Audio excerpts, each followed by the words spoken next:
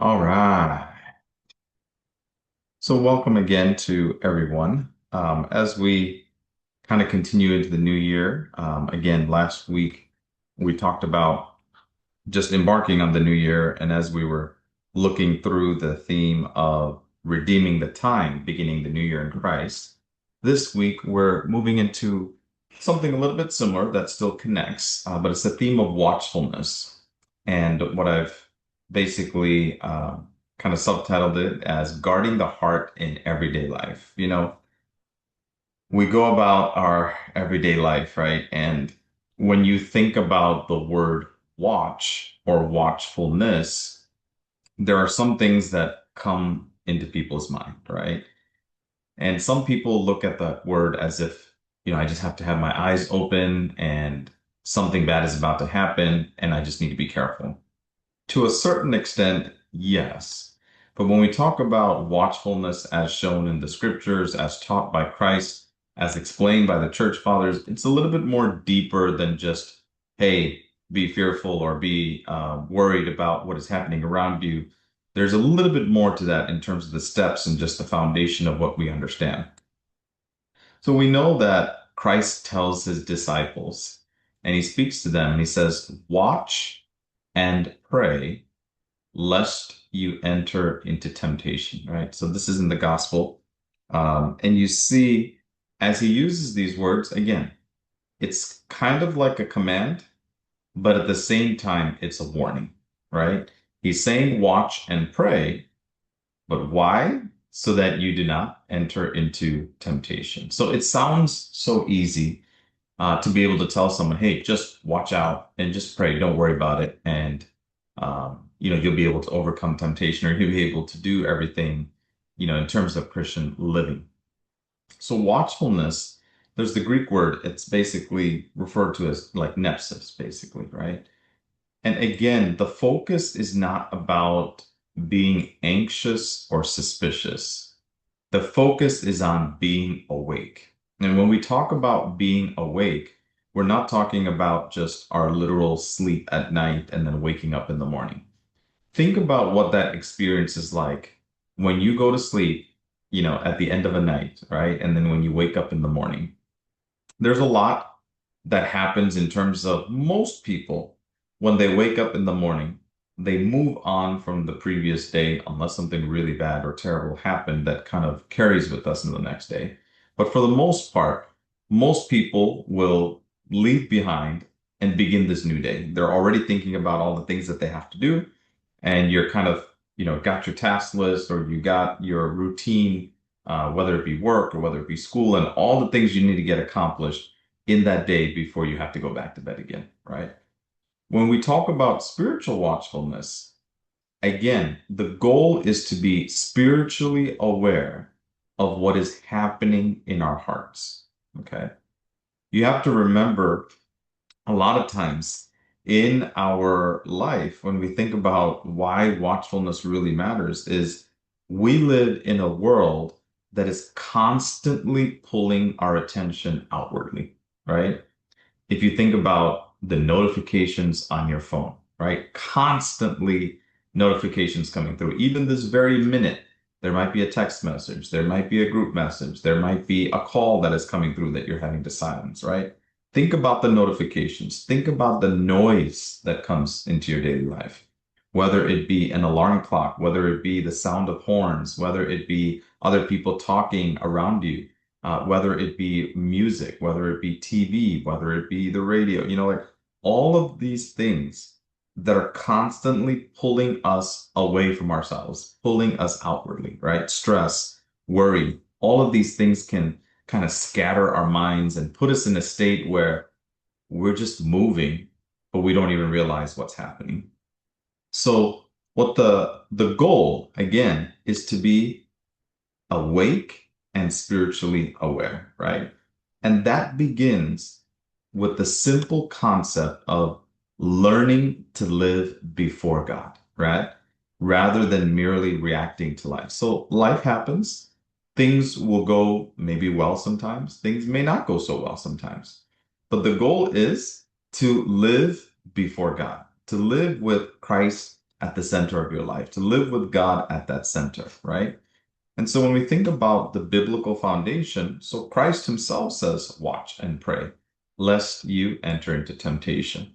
I just wanted to highlight just a few more passages from the Old Testament, the Gospel, as well as from the letter of St. Peter. And all of them kind of correlate, right? This idea of watchfulness actually runs throughout the entire scriptures, right? From the time of Adam and Eve, and the great leaders of the Israelites, to the prophets, to the kings, to the judges, even to Christ, even the apostles, and even to this day, there is this constant concept of watchfulness that exists. So here in Proverbs chapter 4, verse 23, it says, keep your heart with all diligence, for out of it springs the issues of life, right? So what does that mean? The heart is not just emotions. It's the center of our thought. It's the center of what we usually desire. It's the center of what we remember, right? And it's also what often we will, right? So when we're guarding the heart, you're really guarding your entire being. You're guarding your whole person. It's not just, the heart that is within you that you cannot see. When we talk about guarding the heart or keeping your heart, it's about protecting and guarding your whole person, your whole being. Okay. So again, Christ says in St. Luke chapter 31, verse 36, watch therefore and pray always that you may be counted worthy to what? Escape all these things that will come to pass and to stand before the Son of Man. What does that mean? What he's warning again is our hearts can be weighed down by all these distractions, right? All of these anxieties, and sometimes what I would say, even the legitimate concerns of life, right?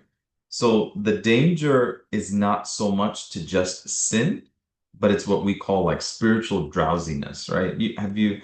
Maybe you've taken some medications, or maybe when a time when you have been sick, when you have not been feeling well, and you're just waking up and you're so groggy and you're just kind of rubbing your eyes and you just don't feel like doing anything, right? That feeling of feeling ill, that feeling of just not being yourself, right? That feeling of just being helpless, right? And at that moment, there's like this drowsiness. Like I know a lot of times, especially when you have a high fever, you might have experienced this. If you've ever had a fever, you're kind of just in and out, right? Like it's like you want to wake up and you want to just be able to stand up, but your body's just saying it's just shutting down, right? And you are just laying down and you cannot find any peace, and you might be having the chills, and your body is just getting to these high temperatures, and it's almost just like you're just completely drowsy, right? So spiritual drowsiness is something that we need to be cautious against, right? If we get to a drowsy state, what happens? One, we allow for other things to manipulate or to take over us. And then two, what happens? We're not really even aware of the things that are happening around us, right? So this is again where St. Peter builds on it, and he says, be sober, be vigilant, because your adversary, the devil, walks about like a roaring lion, seeking whom he may devour, right? So here, the enemy is seeking opportunity, right? So if someone is drowsy, if someone is unaware, if someone is not paying attention, if someone is not focused, if they're not grounded, if they're not centered on God, if they don't even realize that they're, trying to move in the direction towards the kingdom, what happens? The devil has an easy way in to lead us on this path of sin, right? Because we're simply not paying attention.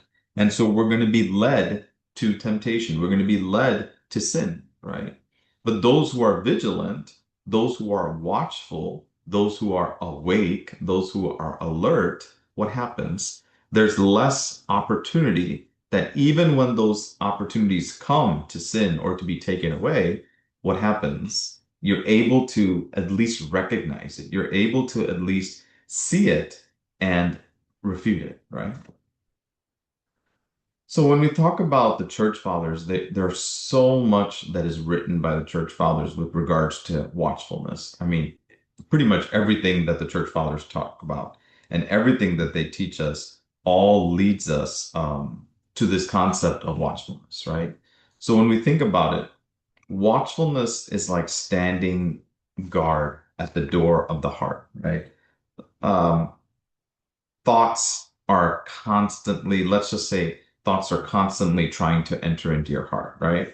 Some of them might be good, some of them are so-so, maybe neutral, and some thoughts might be completely destructive, right? There's nothing good that comes from that thought. So what happens?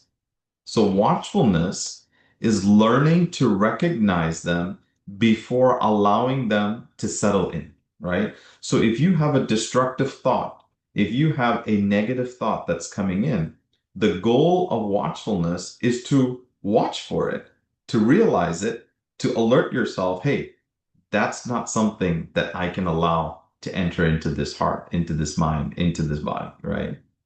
And so this is where St. John Climacus, he speaks and he says, sin does not begin with action, but with a thought. Oftentimes, we're focusing on what we did, but oftentimes that thought is actually what brewed that sin. The thought itself is not a sin, but that thought brews that sin, right? In a way that that thought comes in and we allow it to enter and we allow it to settle in. Once it's settled in, we're conversing with that thought and eventually we are performing the action of sinning. But what do? We allow that thought. So this is why the church fathers, again, they understood this as the appearance of thought is not sin. Sin begins when we agree with it, right? So sin begins when we agree with the thought. And that's the fine line between what is sin and what is not sin, right? A thought by itself is not. But the moment we agree with that thought is when we are led to sin.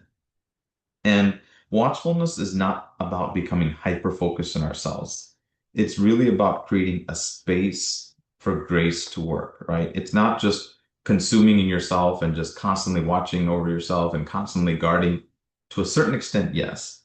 But the reason why we're doing this is because in order for God to be able to work through us, in order for that grace to flow through us, we have to be able to guard it against the snares of the enemy in order to allow for that grace to flow.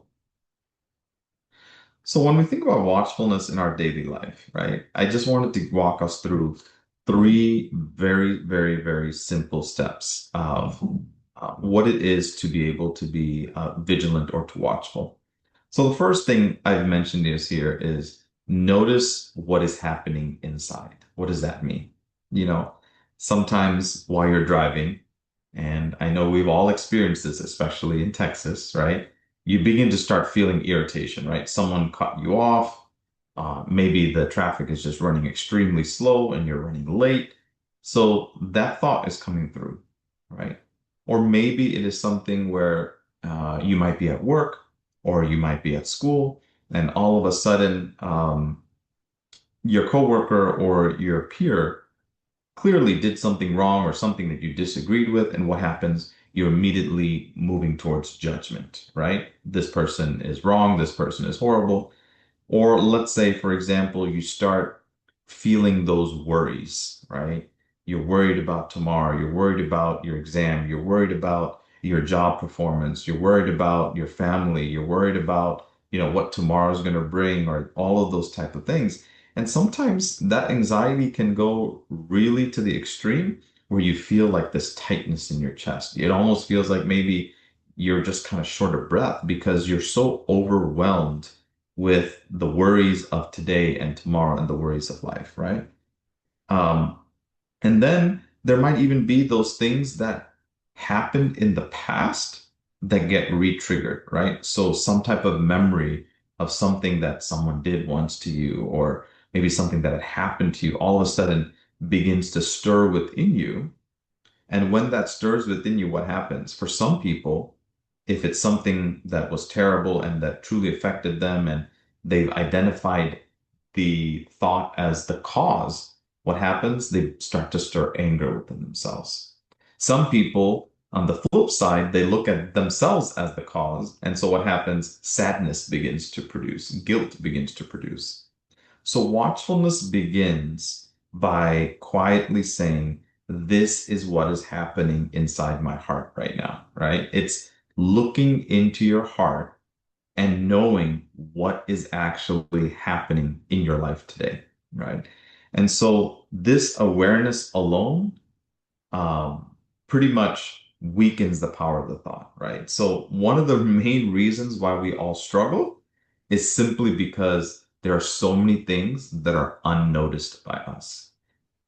The moment you begin to notice those things, the more opportunities you have to correct and to re-navigate or to realign those thoughts. But the moment these things are just never ever noticed, what's going to happen? You don't even know what's going on inside. And so how can you be watchful? How can you be vigilant? How can you be alert? The second thing is what we call refusing to argue with the thought, right? A lot of times what the church fathers would teach us is they warn us not to debate tempting thoughts, right? Because the mind always is going to lose. If you keep trying to debate, all of these things in your mind and just say, what if this, what if that, what if this, it's it's never going to end, right? And so instead of asking, maybe, am I right to feel this way? What can you ask? Maybe you can stop that thought instead of arguing with it to be able to gently refuse it, right? So it's kind of like one of those things where you're never going to be able to stop birds from flying in the air or flying overhead, right? You can never stop them from doing that. I mean, of course, unless you kill them. But if you think about it, you can stop them from nesting somewhere, right? You can remove their home from one place to another and they're going to keep flying, but you can't ever get them to stop flying, right? So when we think about the aim is not to achieve a feeling, it's to what? Detach, right? The goal is not simply to force something. It's not to just constantly refuse and argue with a thought, but it's to detach yourself from that thought, okay? And that's the focus of what we're trying to do in watchfulness. And the last thing is, as easy as it sounds, is a return to prayer and to reorient the soul. See, one of the things that, if you think about all three of these, right? You notice what is actually happening inside of you. You don't argue the thought, but then you detach yourself from that thought. And then lastly, you return to prayer. Why? To allow you to reorient the soul, right? So prayer is not just a weapon that we're using. It's really the turning of a heart, right? So every time that sincere prayer comes from our heart or from our mouth or from our lips, what happens? Through that repetition, through that saying of it calmly, what are we doing? We're reorienting our soul. We are redirecting the soul back to where it needs to be, which is centered on Christ, centered on God. Structuring watchfulness throughout the day. So we all know that in a 24-hour period, some of those hours already in sleep. Some of those hours you're already at work. Some of those hours you're already, you're at school. Some of those hours you're eating. Some of those hours you're showering, studying, whatnot. But if we kind of break up our day, morning, the daytime, and then the evening, this is just a simple way that you can structure your watchfulness throughout the day. So the first thing, which is very important, is to begin every morning focusing on intention, right? Lord, help me guard my heart today. Lord, help me watch my thoughts and my mouth and my actions, right? Help me to be able to choose good, to do good, and to be good, right? So that when you begin that morning with intention and you rely on Christ and you draw on Him and say, Lord, I can't do this day on my own because if I do, I'm going to fail. So I need your help and I need you to help me to focus, to bring this intention to guarding my heart today. So that's a call upon your creator, right? So that's focusing on intention. The second thing is what I would consider to be focusing on brief inner pauses throughout the day, right? We get so caught up in all of the tasks that we have to do, in everything that needs to be accomplished, that there's no moment to pause, right? So what happens is when the unexpected happens and something comes, we react, we yell, we withdraw, we are just upset, and all of these things happen.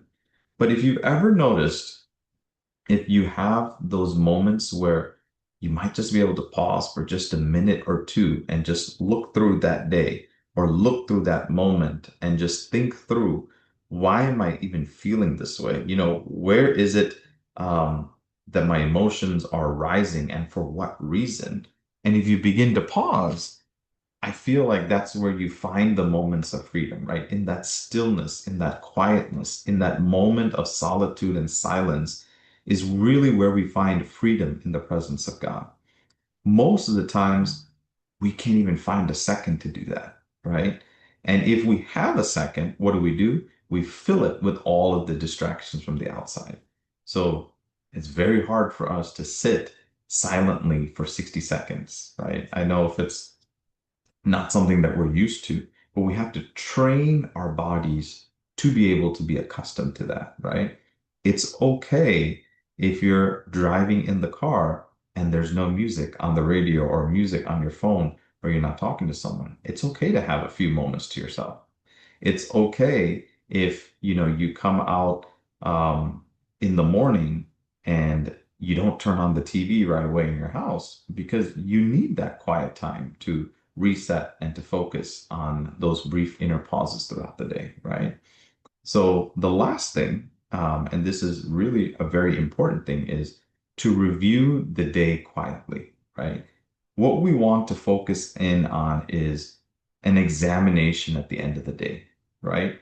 Not self-condemnation. Because if you start looking at that day and you see areas where you may have failed or where you may have gone wrong, the goal is not to judge yourself and say, oh, I did this again, and just keep getting trapped in that, but rather you're trying to find that clarity and that path to repentance. Sorry, path to repentance. So remember, reviewing that day quietly in the evening. And this is something that I thoroughly enjoy and that I try to do my best, even in the evening times before, going to bed or just, after putting the kids down to bed for a little bit, you get that time to yourself. And so sometimes it's just a few minutes just to be able to reflect on that day and to think, what could I have done better? What can I focus on for tomorrow, right? What is it that I really just put a focus in on today that was totally not necessary or needed? And so that idea of watchfulness being structured and being throughout the day from morning to day to evening is our goal. That's our focus. So what does watchfulness ultimately produce? It produces a great fruit. And that fruit is humility, patience, and inner peace. Why do I mean by that? Because our goal is not, again, control of our life or perfection by any means. It's, again, as I mentioned earlier, presence of God and living consciously before Him. Remember that our spiritual growth and everything that we do, it's not going to happen like today or tomorrow or just in a moment of instance. Spiritual growth is often slow, it's hidden, and it's gentle, but it has the power to be deeply transformative, right? So again, Christ is not calling us to be anxious or to worry, but simply to wakefulness and to alertness, right? And I think this is just what I want to conclude for this evening is to just think through um, this thought of watchfulness, right? And how we can implement it into our everyday life, right? To respond instead of reacting, right?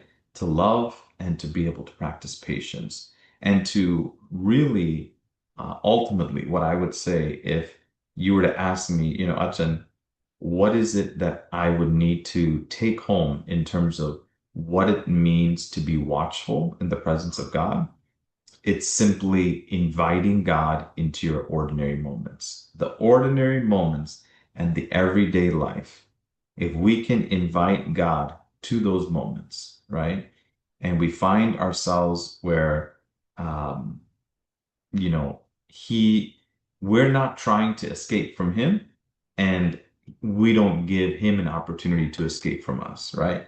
Rather, he asks us to be awake within those moments so that we can invite him into our life and that he can share in that life with us. Ultimately, that is the purpose of Christian living and what we are called and created to be. So I hope this evening, as we reflect on this topic, again, that it has been helpful in some way, shape, or form for you in your spiritual journey and walk, and to be able to practice watchfulness throughout your everyday life, and to be able to find that direction and that purpose of being in God's presence. So I'm going to go ahead and end for today, and then just give an opportunity for anyone to also ask any questions.